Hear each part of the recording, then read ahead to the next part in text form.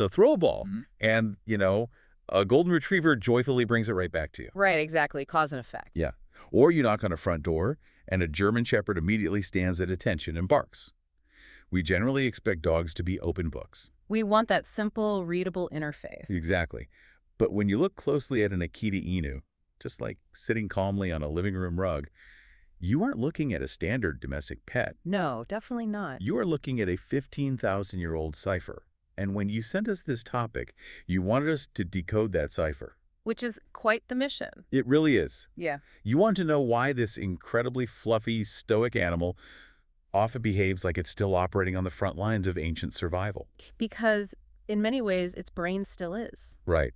So for today's deep dive, we've gathered historical records, modern behavioral analyses, and some incredibly strict sinological breed standards. It's a really comprehensive stack of sources. It is. Yeah. Okay, let's unpack this, because we like to think domestication is this open book where animals just adapt to our loud, expressive world. Yeah, but the Akita's book is written in a very complex code. So where do we even begin to translate it? Well, first, you have to throw away the standard European timelines of dog breeding completely. Really? Just toss them out? Pretty much. If we want to understand the modern Akita's behavior, we're tracing their genetics all the way back to the indigenous Ainu people of Japan. Wow, okay. How far back are we talking? We're looking at 15,000 years of extreme survival. We even have hard archaeological evidence like pottery depicting these very distinct Spitz-type dogs dating back 5,000 years. 5,000 years. That's incredible. Yeah, and this was in the Tohoku region. Which isn't just chilly. It is a brutal, unforgiving, heavily snowed-in mountainous landscape. Which completely reframes what we consider a working dog. I mean, 5,000 years ago, people in Europe were barely figuring out basic bronze tools. Right. And these dogs were already highly specialized. And they weren't herding sheep or sitting around guarding farmhouses, right? No, not at all. They were Mataji hunters. Mataji. Okay, explain that for us. So the Mataji were traditional winter hunters of the region, and their primary targets were wild boars, Japanese seros, and most notably, Asian black bears. Wait, really? Asian black bears? Yes, bears that could weigh up to 300 kilograms. Okay, wait, a dog the size of a shepherd going against a 300-kilogram bear? That defies logic. It sounds crazy to our modern ears, yeah. I mean, in Europe, a bear hunt meant packs of baying hounds, loud horns, just absolute chaos. Total chaos. Doing that in the snowy Tohoku Mountains seems like an instant death sentence for the dog. It absolutely would have been, which is why the absolute foundational rule of the Akita's DNA is zero noise. Zero noise, like none at all. None. A barking dog in deep snow doesn't just waste precious energy, it instantly triggers a bear's fury or causes it to flee into terrain where humans just can't follow. Oh, wow. I hadn't thought about that. Yeah, so the Mataki dogs had to hunt in total absolute silence. They typically worked in highly coordinated pairs, usually a male and a female. How did that work tactically? Well, the male would approach from the side to distract the bear, and in that split second of diverted attention, the female would go straight for the throat or the neck. It's essentially the biological equivalent of a stealth fighter. That is a perfect way to describe it. Like they were designed to strike before the enemy's radar even registers they're in the airspace. Exactly. And what's fascinating is they had to make these complex tactical decisions entirely on their own. They weren't looking back at a human for commands. Because if you wait for a command in that environment, you're dead. Precisely. Every single trait was heavily filtered through the demands of extreme cold and extreme danger.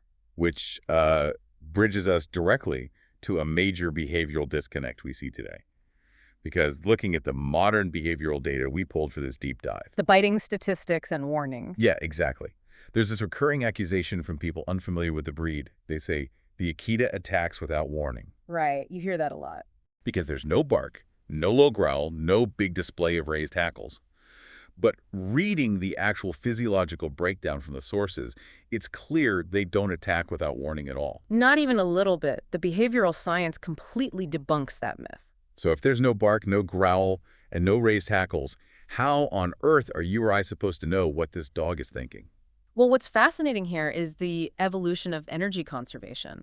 They always warn, it's just that their transmission frequency is totally different. Because of the cold. Exactly. Every bark or growl in a sub-zero mountain environment expels precious body heat, so they evolved a highly sophisticated system of microsignals instead. I was absolutely blown away by the mechanics of these microsignals. They're incredibly subtle. Right, like to the untrained eye, the dog is just standing there peacefully. Right. But biologically, their nervous system is literally screaming its intentions. Yeah, they freeze in place. They lock their muscles, sometimes even holding their breath to suppress any sound, right? Yes, and you have to look for millimeters of change. A barely visible tension in the corners of the mouth. And the craziest detail to me was the whiskers. Ah, the vibrising. Yeah, the sudden, sharp forward snapping of their whiskers. I mean, who looks for that? Well, that whisker snap is a direct neurological response. It's an involuntary physical manifestation of a dog preparing to strike or defend. So they are communicating volumes. Exactly.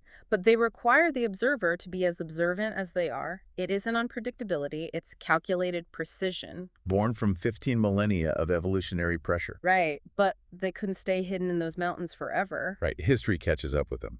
Between the 17th and 19th centuries, during the Edo period, human politics intervened in a pretty brutal way. It was a very dark era for the breed. The Satak clan, who ruled the region, effectively weaponized the Matagi dog. Yeah, they saw this silent, fearless courage and immense pain tolerance. And they pulled the dogs from the forests and threw them straight into dogfighting arenas to boost samurai morale. Which was a drastic shift in their environment. So they literally hardwired a glitch into the dog's programming. You can definitely say that. They were crossbreeding them with heavy Tosa Inu dogs and imported Western Mastiffs to increase their sheer mass. And the sources noted this is where the same-sex aggression comes from in modern Akitas. Exactly. Yeah. Because in the pit, their opponent was always a large dog of the same sex, so they were conditioned to view any similar dog as a mortal threat. But this era presents a massive historical paradox. The laws of compassion. Yes. At the exact same time these bloody arena fights are happening, Shogun Tsuneyoshi enacts the laws of compassion. Dogs were elevated to literal deities. They called them Oinu-sama. Right. Harming one carried the death penalty. And Akitas belonging to nobles were paraded around in silk and cotton leashes woven with gold thread. To denote rank, yeah. This sounds like a genetic ticking time bomb. How can one dog be a bloodthirsty gladiator on Tuesday and a pampered, silk-leashed deity on Wednesday? Well, let me correct that a bit. It only sounds like a time bomb if you apply Western expectations of dog breeding. Oh, interesting. How so? To the Japanese breeders, it wasn't a time bomb. It was a precisely calibrated explosive. They demanded a triad of specific traits. Ah, right. The concepts of kan, ryosei, and soboku. Exactly. And the Japanese standard is explicit. Kan means fearless bravery, that stoicism needed for a bear hunt or a fighting pit. But kan without ryosei is just stupid aggression. Precisely. Ryosei is the counterbalance. It's pure gentleness and absolute loyalty to their people. Total emotional restraint. And soboku is the simple beauty, form following function. Right. So the aggression toward threats and the extreme gentleness toward their family are perfectly compartmentalized. That sounds almost overly philosophical, to be honest. It does, until you see it tested in reality. Which brings us to a stunning real-world collision of cultures in 1937, Helen Keller's visit to Japan. This is one of my favorite historical examples. She had heard stories of the breed and was gifted an Akita named Kamikaze-go and later his brother Kenzan-go. She called them angels in fur. And this is the ultimate proof of ryosei. But here's where I have to push back a little. We just spent 10 minutes talking about a silent bear assassin with hardwired arena aggression. I know where you're going with this. You're telling me this 80-pound powerhouse was safely handed over to a woman who is deaf and blind? Yes, because her sensory experience perfectly matched the Akita's micro-communication style. Because she experienced the world through physical touch. Exactly. She didn't need to hear a bark to know what Kenzan-go was feeling. She could feel his muscle tension, his sudden stillness. Oh, wow. And Kenzan-go intuitively adapted his massive physical strength to her limitations without any formal obedience training. So it was a conscious choice by the dog to protect its tiny two-person pack. Yes. That is the true physical manifestation of ryosei. They consciously modulate their power. That is just beautiful. But sadly, just as the breed gains global fame, human history pushes them to the literal brink of extinction. World War II. Yeah. The war brought severe shortages to Japan.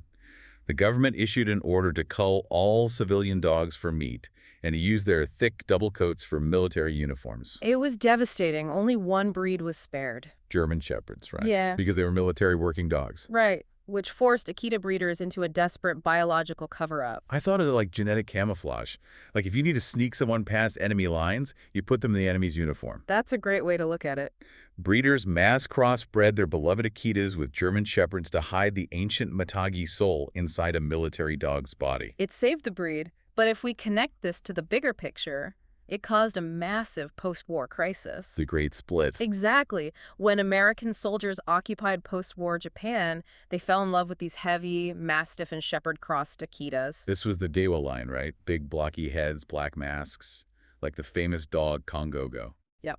The Americans took them back to the U.S. in droves, but Japanese breeders were absolutely horrified. Because they saw it as a distortion of their national treasure. Right.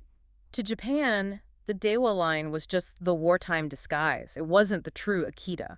So they spent decades restoring the light, agile, fox-like Mataji form, the Ichinoseki line. Yes, fiercely protecting the Urajiro, the specific white markings on the cheeks, neck, and belly. Which eventually culminated in the 1999 FCI ruling, officially splitting them into two entirely distinct breeds. The American Akita and the Japanese Akita Inu. So fascinating. But, despite that global split, the entire world is basically united by one pop culture image of the Akita. Hachiko, the dog who waited almost a decade at Shibuya Station for his deceased owner, Professor Ueno. It's the ultimate symbol of canine loyalty. But let me play the skeptic for a second, okay? Because our sources demand we look at this through a behavioral lens, not a Hollywood one. Fair enough, let's do it. Are we overly romanticizing this? We just established that this breed is incredibly stubborn and highly territorial. They are. Was Hachiko really waiting out of Disney-style love?